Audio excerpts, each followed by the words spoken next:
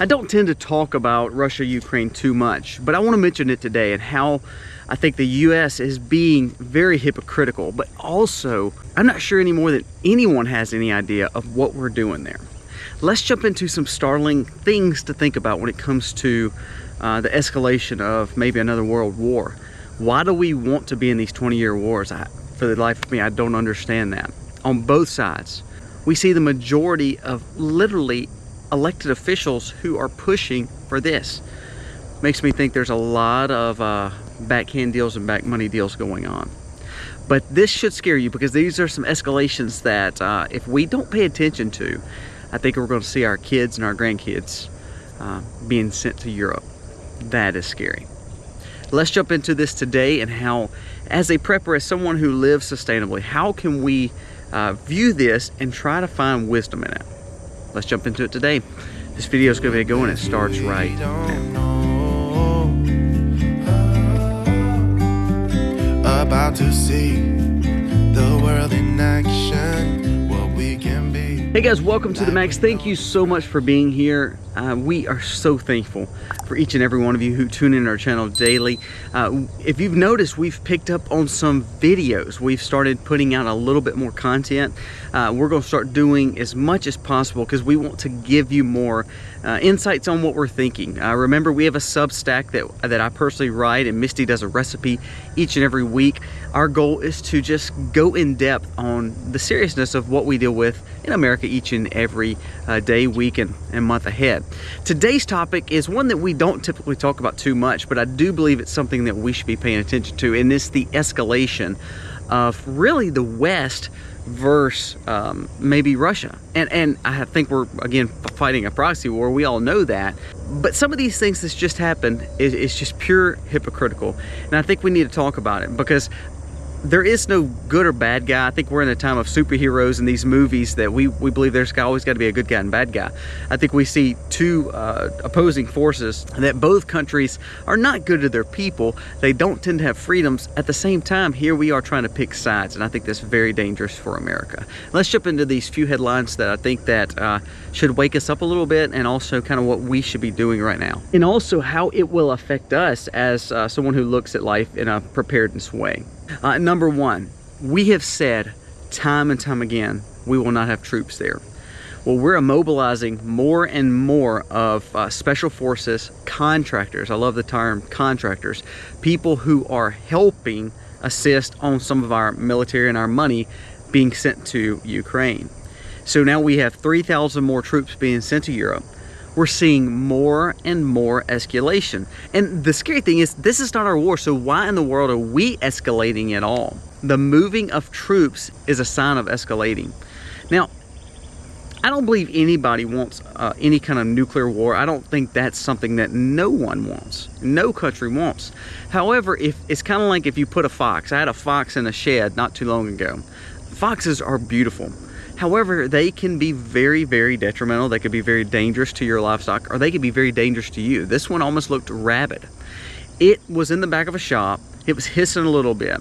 Honestly, we were just trying to run it out of that building. Now, the more I put pressure on it, the more it got backed in the corner, the more it became aggressive.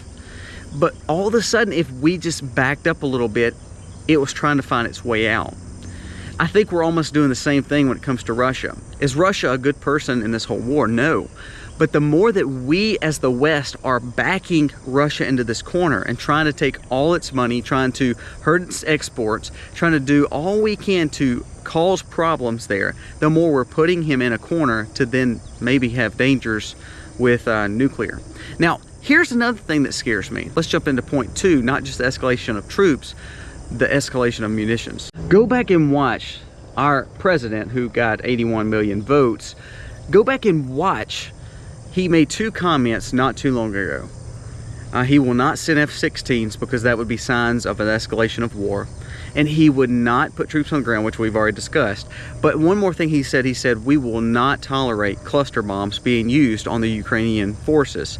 We do not want to see Russia using cluster bombs because the danger it causes for casualties, for children and women, because a lot of times with those clusters, sometimes they don't explode or blow up all the way, so therefore you have these random bombs left in debris, and then all of a sudden it causes a lot of casualties.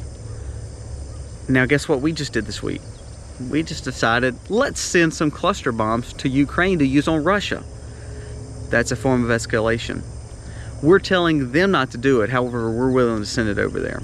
We're saying we're not going to send F-16s. Guess what? We're sending F-16s. Now the sad thing is, we're seeing Democrats and Republicans say we need to send more. We need more money, more tanks, more F-16s.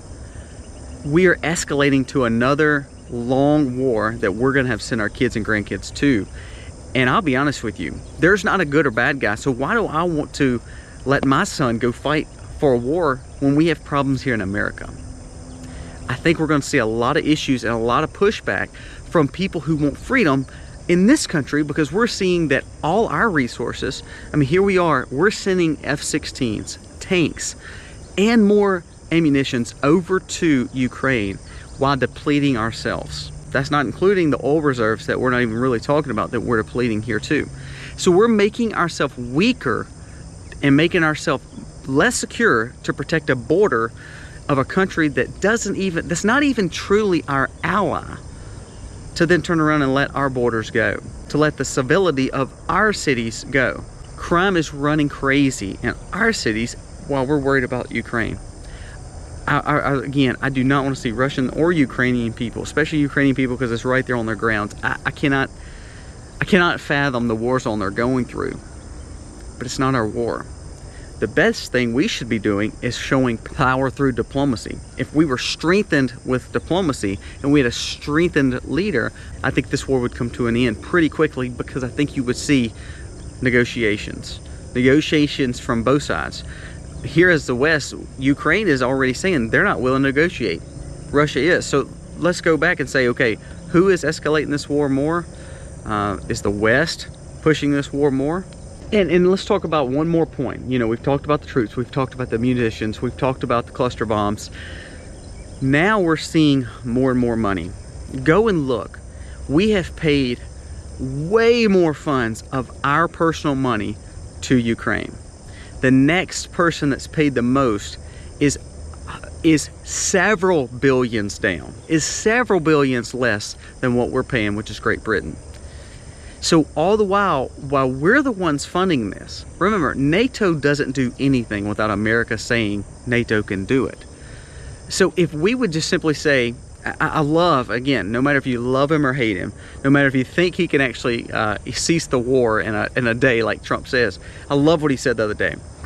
If you cut the money and the supplies off to say we're not going to give you any more to the Ukrainian side, you're going to bring them to the table. If all of a sudden you come to Russia and say, I'm going to hit you with all we've got, you're now picking on America, you're going to be annihilated. Not that you're going to do those things, but if you play both of those sides that strong, I honestly believe you would bring them both to the table. I thought that was a very good statement from any political leader that we've heard so far. Here we are in a presidential campaign. There's only been Vivek, Trump, and RFK that's kind of pushed against this kind of Ukrainian-Russia war. All the rest have kind of beat around the bush. Now, I think that's crazy. We just got out of a 20-year war that we tucked our tail and ran. We're low on fuel. We have no friends in the world other than the ones who are just like us, who we're trying to push this green initiative in, while all the other countries are getting bloody rich because of all the things that they're doing when it comes to their oil. We see that the sanctions did not work in Russia, that Saudi Arabia is pushing against us now. They're cutting a lot of fuel to be produced, and what they are producing, all the while they're trying to help Russia. Same with a lot of the other countries. And here we are in the West, depleting our resources, not protecting our borders, and worried about someone else's war that we shouldn't even be in. I'm hoping that you're going to see more people push against this, and I'm hoping that you're going to see a stronger view from our leadership to say, we've got to end this. We don't need our kids and grandkids going to Ukraine. We look weak, and I think that's why we see a war across the world.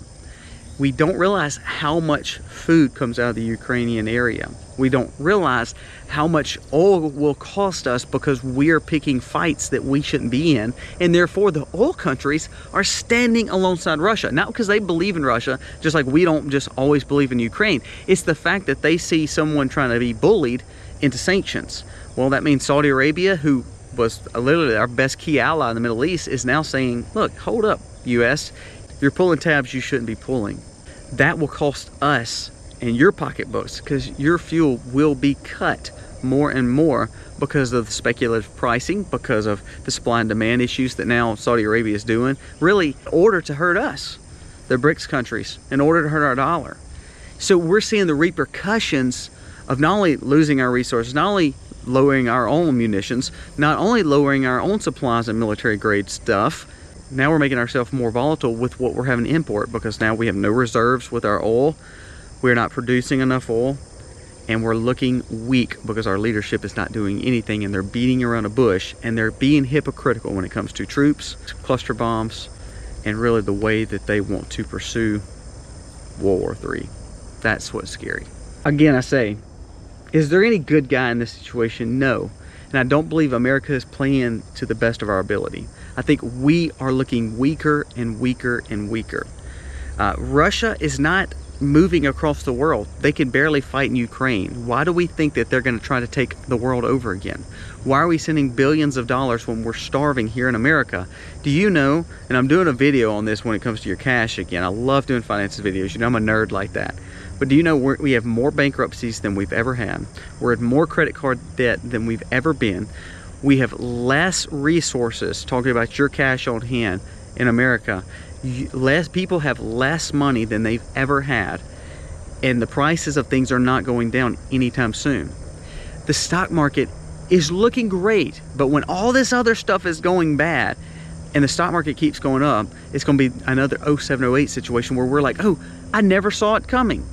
All the signs are showing that there will be some corrections, and if we're not prepared for that, and our finances are not prepared for that, and the US is weakening ourselves because we're sending our resources out of here, I'm scared to know how bad it's going to get. And it tends to be where we want to put ourselves in wars to pick our economy up.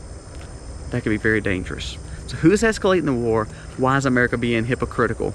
And this is where we need strong leadership back in America. So that was my rant on the war going on. That's not something I like to talk about, because to be honest with you, I'm really worried about here. I'm worried about my home, sustainable living here in America. But I do believe we're going to be affected from thousands and thousands and thousands of miles away, all across on the other side of the world, because we've put ourselves in a globalist society instead of looking at our borders, looking at how we feed our people and how we take care of our people better. $50 billion. I mean, we're in trade deficits. We've had more debt on our nation this year than last year and the year before and the year before. It just keeps going up. So we're weakening ourselves. Think of what $50 billion could do for America. Think about that. Think if we didn't spend that there and we were able to invest in true infrastructure, true city programs to fix our cities. What if we could have invested that back into social programs like, you know, Social Security and Medicare that's struggling now? What if we could develop more programs with that for the new generations coming up so they wouldn't have to go into the Ponzi scheme of Social Security and Medicare? I'm just trying to say, you know, we're not being wise in this. And I think our hypocritical way in America is going to cause an escalation that I don't know if we're ready for. And I'm scared that our economy is not ready for it. I'm scared that our people, of course, our citizens in America are not ready for it, because no one wants to send their kids or their grandkids over to a war that we shouldn't be in for someone who is not literally an ally of even NATO. We didn't even accept them into NATO. So why are we doing this? There could be some backroom deals going on, and I think that our leadership, well, quote-unquote leadership, our representatives, quote-unquote representatives, are not representing the people like they should. Guys, let me know what you think about this. I don't really talk too much across the world, just because I think that the problems here are more important.